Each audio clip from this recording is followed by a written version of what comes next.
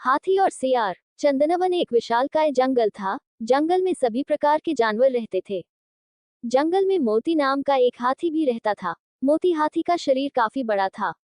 एक बार चंदनवन में दूसरे वन से घूमते घूमते एक सियार आया। सियार ने जब मोती हाथी को देखा, तब उसे देखकर सियार के मुंह में पानी आने लगा।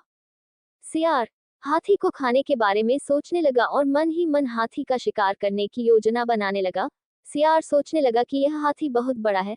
अगर मैं इसका शिकार कर लूं, तब मुझे कई दिनों तक भोजन की तलाश में भटकना नहीं पड़ेगा। ऐसा सोचकर सियार हाथी के पास गया और उससे बोला, हाथी दादा, हमारे जंगल में कोई राजा नहीं है।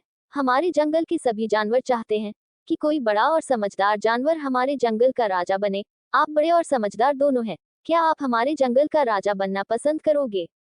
सियार की बात सुनकर हाथी खुश हो गया। उसने राजा बनने के लिए हाँ बोल दिया।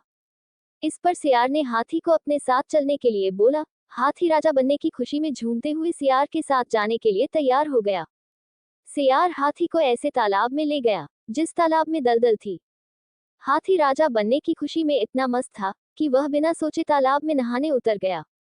जैसे ही हाथी दलदल वाले तालाब में उतरा, हाथी के पैर दलदल में धंसने लगे।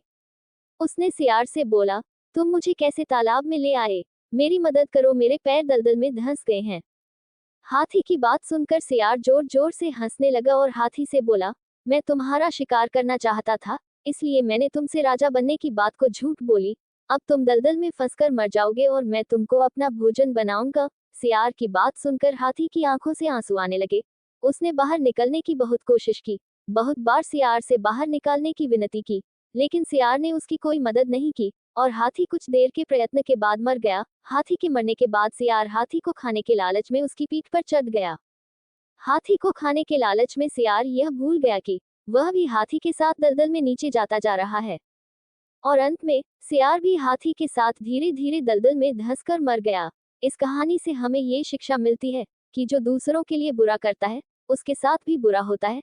इसलिए हमें जीवन में कभी भी किसी के साथ बुरा नहीं करना चाहिए। अगर हम किसी के लिए बुरा करते हैं, तब हमें भी अपने साथ ऐसा होने के लिए तैयार रहना चाहिए, क्योंकि बुरे कर्म का फल हमेशा बुरा होता है। इसलिए किसी के साथ कभी बुरा ना करें। आपको हमारी ये कहानी कैसी लगी और आपने इससे क्या सीखा, हमें कमेंट करके जरूर बताएं।